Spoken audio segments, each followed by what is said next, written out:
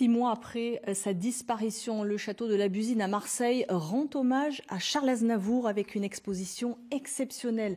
80 ans d'une carrière internationale, retracée à partir des collections personnelles de l'artiste, totalement inédites. Laurent Esnault, Valérie Bourg.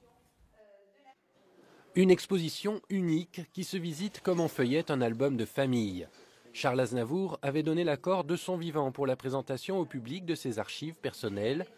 Au moment de sa disparition, en octobre l'année dernière, ses enfants ont pris la suite. Ils ont accepté eux aussi de livrer tous ses secrets.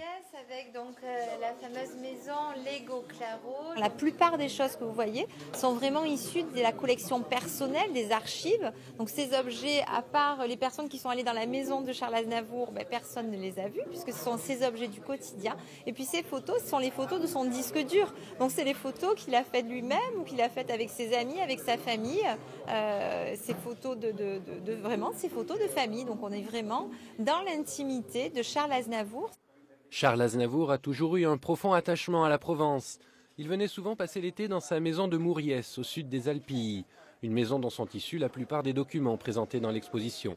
Les enfants de Charles Aznavour gardent de nombreux souvenirs de ces moments passés en famille, même s'ils n'étaient jamais totalement en vacances. Il écrivait tout le temps, il était toujours en train de travailler. Mais si par exemple il avait un moment, une peine à composer ou à écrire, s'il y avait 3-4 jours où les mots venaient pas, où la mélodie venait pas, tout d'un coup, hop, il ne pouvait pas rester l'esprit tranquille, contemplatif. Charles Aznavour, qui connaissait Marcel Pagnol, appréciait tout particulièrement le château de la Busine.